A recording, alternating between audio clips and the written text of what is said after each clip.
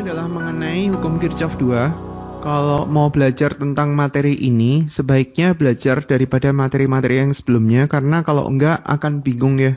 Jadi pada saat kita belajar tentang listrik dinamis ini ada beberapa bagian yang harus dipelajari sebelumnya, sebelum ke bagian tentang hukum Kirchhoff ini. Yaitu kita belajar tentang bagaimana cara menghitung rangkaian pengganti daripada hubungan seri dan hubungan paralel.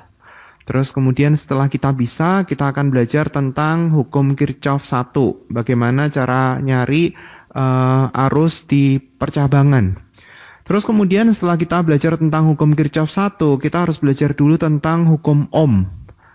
Kemudian ini akan nyambung dengan cara untuk menghitung hambatan pengganti untuk bentuk-bentuk hambatan yang aneh. Jadi kita belajar tentang jembatan daripada Wheatstone sama jembatan delta Y. Nah, kemudian baru kita ke materi tentang hukum Kirchhoff ini. Baru mungkin nyambung antara satu penjelasan dengan penjelasan yang lain.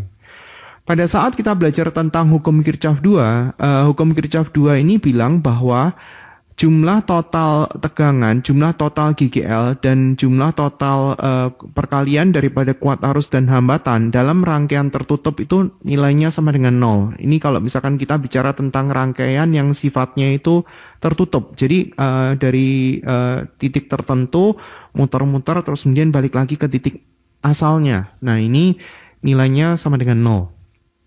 Di mana di sini pada saat kita mau belajar untuk mengerjakan hukum Kirchhoff 2 ini, nilai E dan nilai I kali R-nya itu ada perjanjian. Nilai E itu akan bernilai positif jika arah loop itu kena kutub positif baterai lebih dahulu. Sedangkan nilai I kali R akan bernilai positif jika arah daripada loop itu searah dengan arah daripada arus listrik. Nanti kita akan sambil praktek. Pada saat kita mau mengerjakan dengan menggunakan hukum Kirchhoff 2 ini, itu sebenarnya ada dua cara, yaitu adalah saya tuliskan metode pertama, yaitu di mana arah daripada arus listrik itu tidak sama dengan arah loop.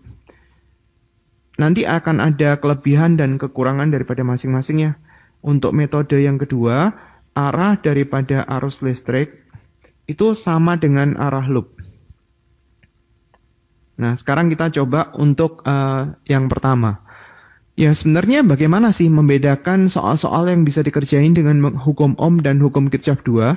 Nah, kalau misalkan sumber tegangannya itu cuma ada satu, itu bisa dikerjakan pakai hukum Ohm. Tapi kalau misalkan kita punya sumber tegangannya seperti ini, ada di sini, ada di sini, ada di sini, dan dia itu berbeda kutub, ini hukum Ohm nggak bisa ngerjain. Jadi kita harus ngerjain pakai hukum Kirchhoff 2. Nah, sekarang metode yang pertama, yaitu di mana arah arus listrik sama dengan arah loop.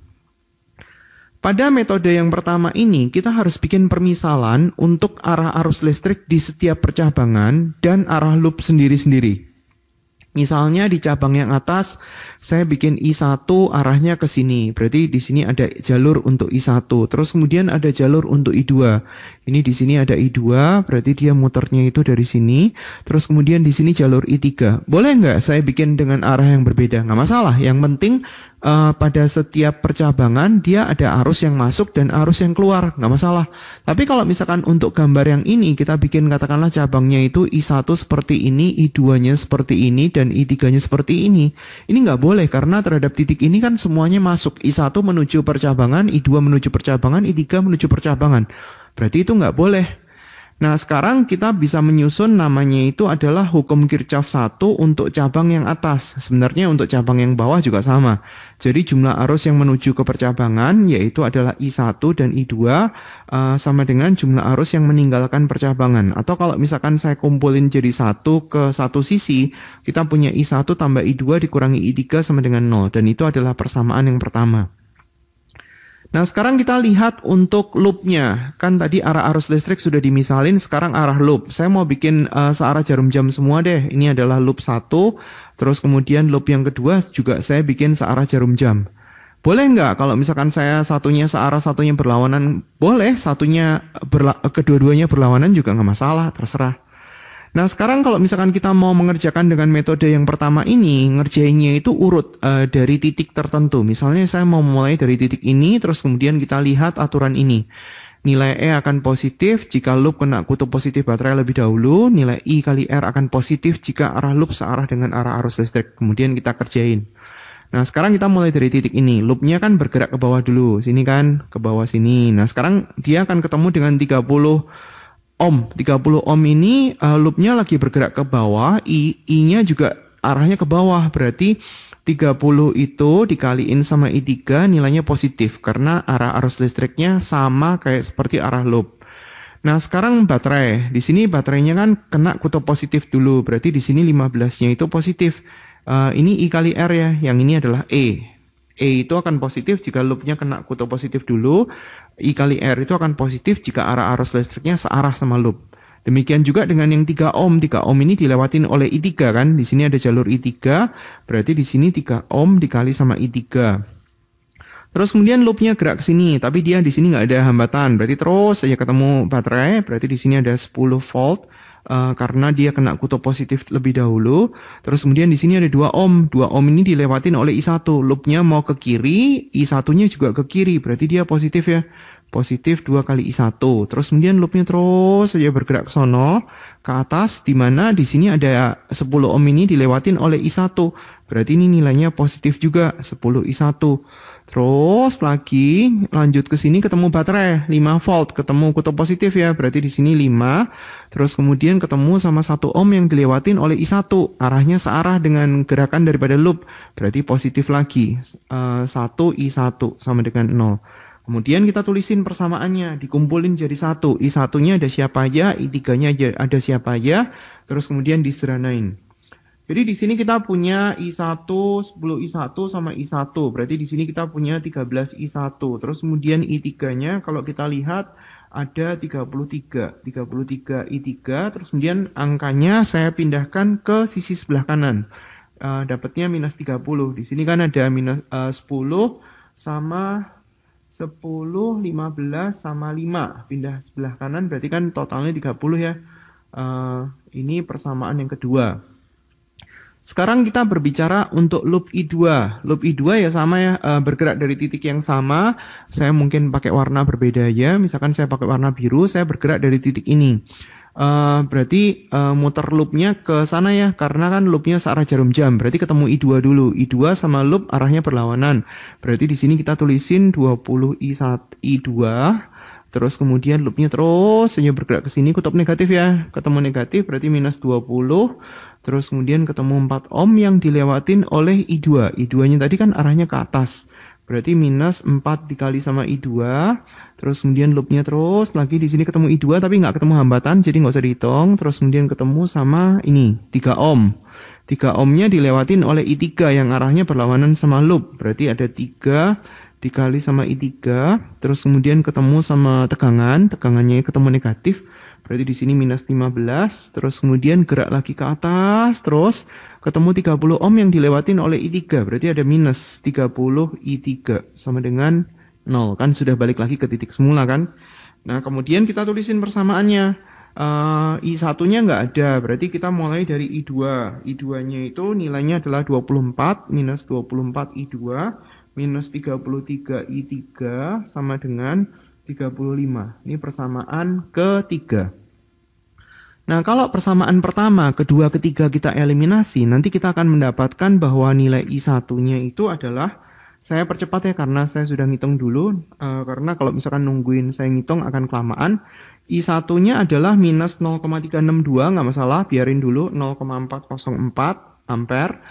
Terus kemudian I3-nya nilainya adalah minus 0,716. Minus itu berarti menunjukkan nilai yang sebenarnya itu berlawanan dengan permisalan kita. Tadi kan permisalan kita kan I1-nya kan muternya seperti ini. Berarti sebenarnya I1 yang sebenarnya itu muternya berlawanan sama dia. Dan seterusnya. Tapi kalau misalkan kita untuk menghitung kan ini udah selesai nih I masing-masing cabang, berarti kan kita tinggal ngomong besarannya ya, terus kemudian geraknya kayak gimana. Kalau kita mau ngitung VAB, berarti di sini kita mau ngitung lagi dengan menggunakan hukum Kirchhoff 2, sigma E ditambah sama sigma I kali R, tapi kita punya satu loop baru bergerak dari A ke B. Misalkan loop barunya itu saya mau bergerak dari sini ngikutin jalur ini terus kemudian baru ke atas sampai ketemu B. Nah, di sini kalau misalkan kita mau ngitung, ya sama, tapi pakai panahnya yang lama aja. Berarti di sini kita ketemu apa ya? Dalam bergerak ke sini ketemu kutub negatif dulu, berarti di sini ketemu 10. Terus kemudian di sini ada 2 ohm yang dilewatin oleh I1 yang berlawanan dengan arah loop kita. Loop kita yang oranye ini arahnya ke kanan, I1-nya mau ke kiri. Berarti di sini ada 2 dikali sama I1. Terus ke sini terusnya nggak ada apa-apa, ketemu sama baterai 20 volt. Berarti di sini nilainya positif. Terus kemudian ketemu 4 ohm yang dilewatin oleh I2 yang lagi ke atas. Ini kan I2-nya lagi ke atas, arah yang jangan diganti dulu ya. Berarti di sini ada 4 kali I2. Nah, ini semua kita masukin, I1-nya tetap kita masukin minus, terus kemudian I2-nya tetap kita masukin minus, dan kita akan mendapatkan VAB-nya. Jangan diganti. Karena kadang-kadang kalau diganti kita lupa untuk menggunakan angka yang baru. Jadi biarin aja dengan angka yang lama. Nah, kita akan mendapatkan VAB adalah 9,108 volt. Nah, nanti kalau sudah hasil akhir ini mau diubah jadi plus ya terserah. Karena sudah nggak dipakai lagi, jadi kita nggak mungkin bingung lagi. Udah, berarti saya gambar reviewnya di sini. I1-nya tadi kan arahnya kan seperti itu, karena nilainya adalah minus. Saya balik ya arahnya langsung ya. Di sini berarti kita punya ada 0,362 ampere. Ini juga ada 0,362. Terus kemudian ada I2-nya tadi kan asalnya kan arahnya seperti itu. Sekarang kita balik, berarti arahnya seperti ini. Ini ada I2, nilainya adalah 0,404 ampere. Ini juga 0,404. Terus kemudian ada I3-nya itu kan arahnya ke bawah, tapi dapatnya minus. Berarti arah yang sesungguhnya ke atas, 0,716. 0,716 ini adalah hasil daripada metode yang pertama. Nah, sekarang kita coba metode yang kedua. Metode yang kedua ini arah arus listriknya itu sama dengan arah loop. Metode ini lebih simpel karena persamaannya enggak jumlahnya 3 kayak seperti tadi. Tadi kan ini persamaannya persamaan 1, persamaan 2, persamaan 3. Kalau yang ini persamaannya cuma 2, jadi ngitung matematikanya lebih gampang. Caranya bagaimana? Caranya gini. Di sini ada, katakanlah saya tulis loop I1, di sini saya tulis dia adalah loop I2. Jadi kita nggak nulis Romawi 1 dan Romawi 2 lagi, tapi kita langsung ngomong loop I1 dan loop I2. Nah, sekarang bagaimana caranya? Kalau tadi dia harus urut, kita sekarang nggak urut juga nggak masalah, karena dia langsung ditambah. Jadi dalam hal ini pada saat kita membahas loop I1, semua yang dilewati oleh arus I1 itu nilainya positif. Jadi dalam hal ini kita punya hambatan 30 ohm langsung diborong semua aja. 30 terus kemudian 3 kita tulis lagi, terus kemudian di sini ada 2 ohm ditambah sama 2 ditambah lagi sama 10 ditambah lagi dengan 1 ohm dikali sama I1. Terus kemudian baterainya juga kita bisa langsung di sini berarti kan ketemu sama 15 dulu positif karena loopnya lagi ke bawah. Terus kemudian ini ketemu kutub positif dulu, berarti di sini ada positif 10. Terus kemudian ketemu kutub sama 5. Tapi hati-hati karena di jalur ini dia bersentuhan antara I1 dan I2. Jadi pada saat kita sudah menuliskan I1, kita harus menulis lagi dengan 30 ohm ini sama 3 ohm ini yang dilewati oleh I2 dan kita harus tulis minus. Kenapa minus? Karena I1-nya ini kan kita anggap positif. Jadi pada saat kita punya I yang ngelewatin hambatan 30 ohm dan 3 ohm ini yang arahnya berlawanan, berarti kita harus tulis minus. Jadi di sini yang hambatan 30 ohm sama 3 ohm itu ditulis 2 kali, yaitu satu ditulis pada saat kita ngitung I1 dan kita pada saat ngitung I2. Bedanya di situ. Kalau yang tadi kan dia dilewatin oleh loop I3, ya sudah I3 ya. Nah, sekarang ini enggak karena dia ada overlapping, ada arus yang I1 arahnya ke bawah dan I2 arahnya ke atas. Nah, sekarang Kalau kita tulisin persamaannya untuk loop I1 ini berarti adalah 46 I1 terus kemudian dikurangi dengan 33 I2 sama dengan angkanya saya taruh di sebelah kanan ya, ini persamaan 2. Nah, sekarang kita bahas untuk loop I2. Saya mau gerak dari sini, terus kemudian hambatannya kita jumlah semua ya, berarti 20 dulu. Terus kemudian ada 4, kemudian ada lagi 3, ada lagi 30. Karena kita lagi membahas I2, berarti kita kasih nilai positif.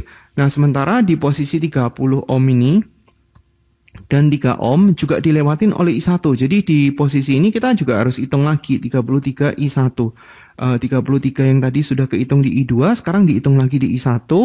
Terus kemudian ada baterai, ini ketemu kutub positif kan, loopnya lagi bergerak ke bawah kan. Berarti ini di sini minus 20, terus kemudian ketemu sama kutub negatif. Berarti di sini minus 15 sama dengan 0. Nah, udah persamaannya ketemu. Kita bisa tuliskan persamaan totalnya adalah minus 33 I1 ditambah dengan 57 I2, hasilnya adalah sama dengan 35. Ini persamaan 2. Nah, karena persamaannya itu cuma ada 2 gini, maka kita ngitungnya nggak terlalu susah sebenarnya. Jadi I1-nya, kita kan tinggal SPLDV, sistem persamaan linear 2 variabel kan, nggak kayak tadi kan 3 variabel. I1-nya nilainya adalah 0,362, terus kemudian ini dalam satuan ampere, I2-nya itu nilainya adalah 0,404 ampere. Nah, sekarang kita tuliskan di sini, di yang berikutnya. Jalur yang dia itu benar-benar, saya tulis lagi ya di sini, I1-nya nilainya adalah minus 0,362, tadi kan kita bikin searah jarum jam, I2-nya juga searah jarum jam, minus 0,404. Nah, sekarang kita gambar jalur yang dia benar-benar murni I1 dan jalur yang benar-benar murni I2. Tadi kan I1-nya kan loopnya kan searah jarum jam gini. Karena dia tuh nilainya minus, berarti kita langsung balik ya muternya. Berarti di sini ada I1 yang nilainya adalah 0,362, berarti sudah nggak ada plus minus lagi. Nggak usah ada plus minus. Di sini ada 0,362 juga. Ini juga ada 0,362 ampere. Terus kemudian yang jalur benar-benar I2. Tadi kan loop I2 kan searah dengan jarum jam dan di sini kan nilainya positif. Berarti benar muternya ada 404 di situ. Jadi di sini ada 0,404 ampere. Nah, setelah kita tahu nilainya seperti itu, berarti kita bisa ngitung I-nya yang ini arahnya ke atas. Tinggal dijumlahin dari 0,362 ditambah sama 0,404. Hasilnya berapa? Berarti 0,766. Berarti di sini ada arus 0,766. Jadi arus yang di tengah-tengah ini nggak langsung kita bisa tahu nilainya berapa. Cuma setelah dia itu tersusun semua I1 sama I2, kita bisa nyari yang overlapping antara mereka. Coba kita cek dengan metode yang satunya ya, 362 404. Ini hitungan daripada yang satunya. Udah sama ya? Jadi untuk metode yang pertama maupun yang metode kedua ini, kalau loopnya itu cuma ada 2, dia nggak terlalu beda di kecepatan. Sebenarnya tinggal tergantung dari masing-masing ya. Metode yang pertama ini persamaannya ada 3, terdiri dari 1 hukum Kirchhoff 1 dan 2 hukum Kirchhoff 2. Eliminasi atau substitusinya itu akan menghasilkan langsung I1, I2, dan I3. Kalau yang ini matematikanya lebih sedikit, tetapi hasilnya langsung nggak bisa muncul. Jadi dia di tempat-tempat yang overlapping itu kita harus cari manual sendiri. Dengan menggunakan rumus hukum Kirchhoff 1. Jumlah arus yang menuju ke percabangan sama dengan jumlah arus yang meninggalkan percabangan. Jadi terserah kalau misalkan dua loop mau menggunakan metode 1 atau metode 2. Bedanya adalah kalau dia di 3 loop. Kalau kita mau mengerjakan dengan metode yang pertama, ada banyak sekali persamaan. Jadi di sini kita punya I1, ini jalur yang berbeda, I2 dan I3. Ini adalah persamaan daripada hukum Kirchhoff 1. Jadi hukum Kirchhoff 1-nya itu ada satu titik di sini ya, 1. Terus kemudian di sini jalurnya I2. Di sini kita nggak boleh bikin I2 juga dong, atau kita bikin I3 nggak boleh. Ini I4 sama ini I5. Berarti ada dua persamaan. Terus kemudian di jalur ini misalnya kita nggak boleh bikin variabel I3 atau I4 atau I5. Jadi ini harus I yang berbeda. Jadi di sini ada persamaan hukum Kirchhoff 1. Ini juga ada hukum Kirchhoff 1. Jadi persamaan hukum Kirchhoff 1-nya ada 4. Persamaan hukum Kirchhoff 1-nya ada 3. Berarti dia totalnya akan jadi 7 persamaan. Dan kita akan susah untuk menghitungnya. Jadi kalau misalkan dia itu loopnya ada lebih dari 2, akan sangat susah kalau kita mau menggunakan metode yang pertama. Jadi sebaiknya kita menggunakan metode yang kedua. Kalau kita mau menggunakan metode kedua kan enak. Di posisi ini kan ada katakanlah loop I1. Di sini ada loop I2. Di sini ada loop I3. Saya tulis dulu ya persamaannya ya. Berarti di sini kita menuliskan persamaan untuk loop I1. Loop I1 ada siapa aja? Baterainya dulu misalnya nih, kita mau bergerak dari sini, boleh? Baterainya berarti di sini ada minus 10 yang ini. Terus kemudian ketemu sama minus 5 ini. Terus kemudian hambatannya dijumlah semua ya. Hambatannya berarti kita punya berapa nih? 1 tambah 10. Tulis ya, 1 tambah 10 tambah 2 ditambah sama 40. Terus kemudian yang overlapping di mana? Berarti di sini kan dia ada I1, terus kemudian di sini ada overlapping sama I2. Harus ditulis dulu minus 2I2. Terus kemudian ada overlapping di mana lagi? Di sini kan ada I1, tapi di sini juga ada I3 yang arahnya ke atas kan? Berarti di sini dikurangi 40 I3. Nanti kan ketemu persamaan dalam I1, I2, I3. Ada I1 tambah, mana tadi I1? Ini I1, I2, terus kemudian ada I3. Sama dengan angka kan nanti, ini persamaan 1. Terus kemudian pada saat kita mau menggunakan loop I2. Loop I2 yang mana? Misalkan kita mau gerak dari sini. Baterai dulu ya, baterainya di mana? Ini ketemu 15 minus. Terus kemudian ketemu sama baterai yang ini, berarti ketemunya positif. Terus kemudian hambatannya ada berapa aja? 20 ditambah sama 3 yang ini. Ditambah sama 30 ditambah sama 2. Ini adalah I2. Yang overlapping di sini kan 2, kebalikan sama I1 berarti 2I1. Terus kemudian di posisi mana lagi nih? Ini di sini kan ada jalur I2. Terus kemudian dia overlap sama I3. I3-nya kan lagi ke kanan kan? Berarti di sini harus diminus dengan 33 I3 sama dengan 0. Berarti di sini kita punya persamaan lagi lengkap. I1, I2, terus kemudian I3 sama dengan angka. Ini persamaan yang kedua. Pada saat kita membahas loop I3, berarti ya baterai dulu ya. Misalnya kita mau mulai dari sini, baterainya berarti ketemu 15 dulu. Ini ketemu kotak positif kan. Terus kemudian ketemu lagi sama 20 volt positif. Terus nggak ada ketemu apa-apa. Terus kemudian hambatan ada siapa ya? 30 ditambah sama 3 ditambah sama 4 yang ini. Terus kemudian ditambah lagi sama yang bawah, ditambah lagi sama 40. Ini karena kita lagi membahas I3, berarti I3-nya positif. Terus yang overlapping sama I1, ini kan 40 kan, berarti di sini tulis 40 I1, overlapping sama I2 ada 33 I2 sama dengan 0. Nah ini juga lengkap, ada persamaan dalam I1, persamaan dalam I2, persamaan dalam I3. Nanti muncul angka, ini persamaan 3, I1, I2, I3 dicari, I1, I2, I3, dan di sini posisi yang arus yang benar itu ditulis dulu. Arus yang benar ada di mana? Arus yang benar kan ada di I2 yang murni I2 kan di sini, ini I2. Terus kemudian yang benar-benar murni I1 kan di sini, ini ada I1, ini ada I1. Terus kemudian yang murni I3 di mana? Di sini, ini murni I3. Nah, dari hubungan antara I1 sama I2 di sini kita kan bisa nyari tahu di sini arahnya kemana. Dengan menggunakan I1 dan I2 kan kita bisa mencari yang di sini itu di mana. Terus kemudian akhirnya kita bisa mencari lengkap semuanya. Jadi nggak langsung, tapi ngitung matematikanya nggak terlalu susah. Itu adalah penjelasan untuk hukum Kirchhoff 2. Semoga ada manfaatnya. Terima kasih atas perhatiannya. Sampai jumpa di video pengajaran yang lain.